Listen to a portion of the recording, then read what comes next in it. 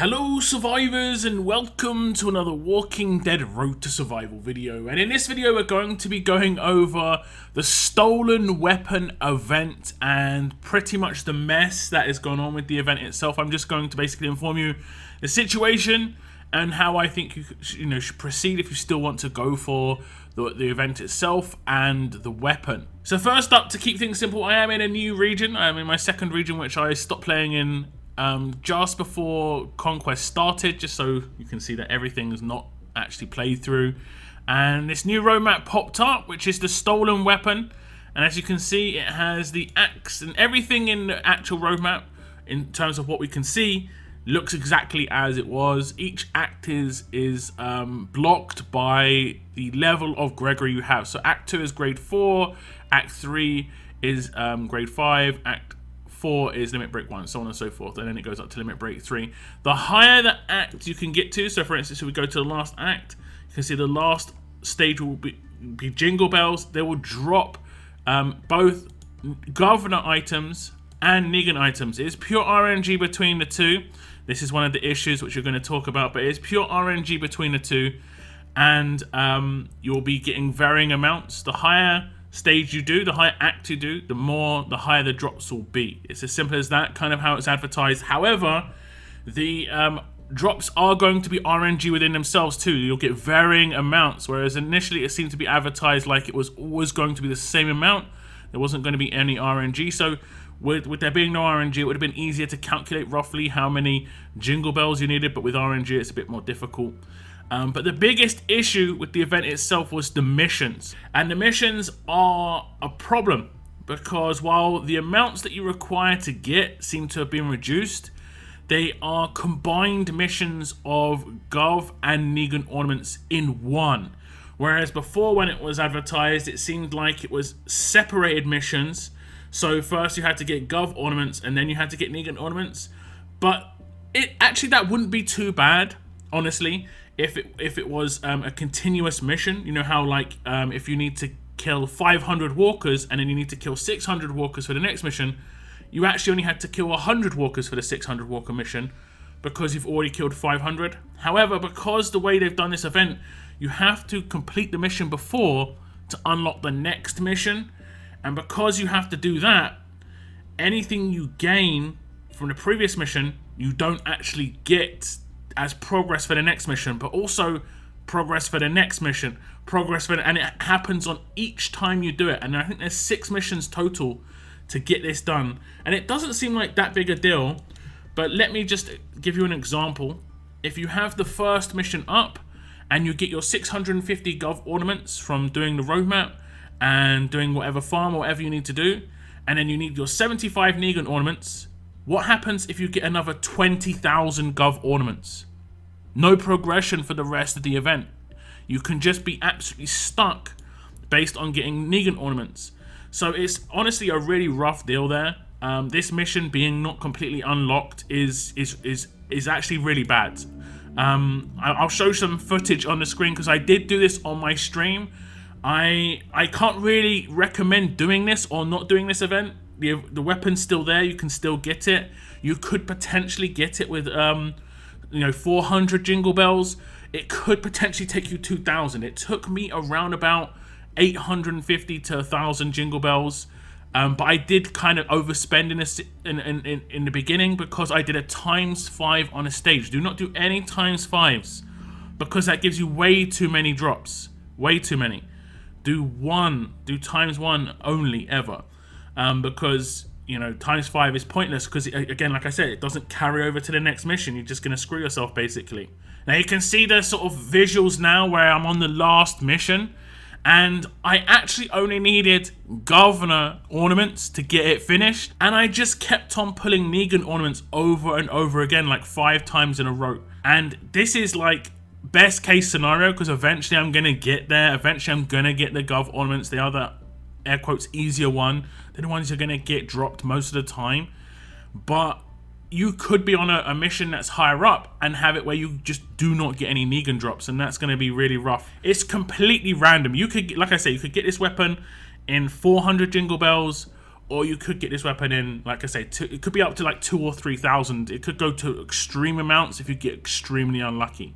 Now, Scopely did put out a message with regards to some compensation based on this part of the issue.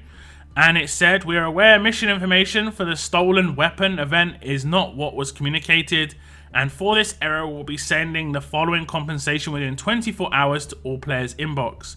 25 jingle bells, 300 Gov ornaments, 30 Negan ornaments, and 10 winter tokens." And I'll be completely honest, the jingle bells is the only real usable thing here, along with the 1 winter token. The ornaments actually are just completely useless, which they're giving out here, because it doesn't guarantee any level of progress. You know, it doesn't guarantee any level of progress. I would save them in your inbox until you have a mission where you only need 30 more Negan ornaments to get that mission done, for instance, and then open that, get the 30 Negan ornaments, and progress to the next mission. Otherwise, you could potentially just get 30 on a mission where you need 200 and you still need 170, and you could just pull 200 on the next pull, so that those 30 are completely useless in that situation. So try and use those mission rewards as a compensation as well as possible. Now, it's also really obvious that this entire event was completely messed up on those missions, and they shouldn't have been blockaded by the next one, because you can see this offer here is offering mass completion of an event. Like, that's going to be like, normally that would be roughly around about 25% of the original advertised event completion, but on the current event it's going to be only one of the missions, and you're going to receive potentially only 10 to 20% of the ornaments that you're actually purchasing. It's really strange. Well, I mean, you'll receive them all, but only 10 to 20% will count towards the actual mission themselves. It's really strange. It's really strange how they've kind of messed this up. It's almost as if when they were going to the drawing boards, they had a couple of different, structures as examples, and then they decided to go with one structure, but for whatever reason, the mission structure of one of the other examples was being used for the example that they went with, and it wasn't meant to be. It just seems completely messed up when it comes to how it was obviously dished out. And to make things kind of worse, the actual amounts things are costing in the depot, which you can buy with those ornaments, are different prices than they were originally advertised as well. I don't think the Negan one was originally advertised to be up to 1,000. I think it was like 650, I want to say. And then maybe it was the SC membership was less than that. And I'm pretty sure the Gov one, the actual non-SC version, was 3,000, and then the SC version was cheaper. So it's kind of weird. Like, it just seems really disjointed from a player's perspective who doesn't see what's going on behind the scenes at Scopely. It just seems like there's mass miscommunication on this particular event. We haven't had it too bad recently. I mean, other than what we've had it with the gates in the recent times, but that isn't really a miscommunication. That's just an error. This is an error, but it's also, it just doesn't seem like people are talking to each other. I know it's Christmas. I know it can be very hard. And unfortunately, the person who's getting, and I'm seeing it already on the Discord, the person who's getting the brunt of the blame is going to be the community manager, which I think isn't fair, but I don't think anyone knows who else to point the finger at. That's the biggest issue.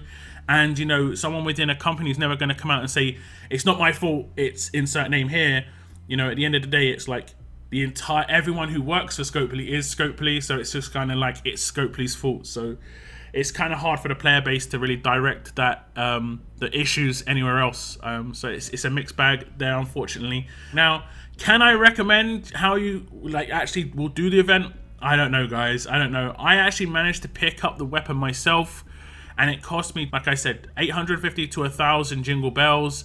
I was in the Christmas depot for the snowballs, and I exclusively went for the jingle bells in that snowball depot, and that gave me like 400, I think, 400 or so extra.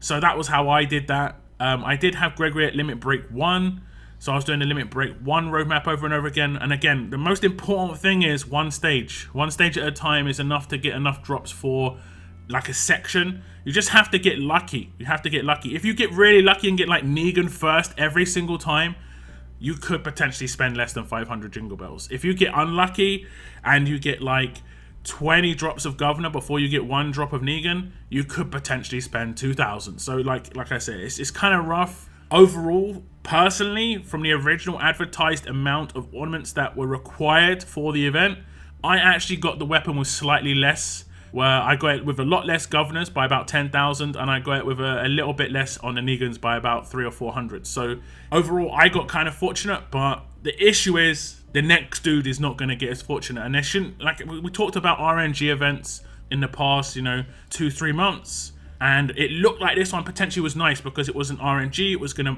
just multiply based on, you know, the act that you did. It seemed nice on paper, but obviously the result has been pretty bad.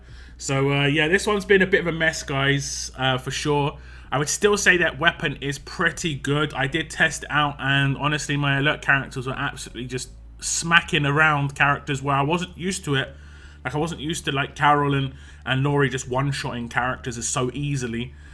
Because of the 50% attack boost, it does make a big difference as well. And that stacks with certain weapon buffs as well, so it can be really nice.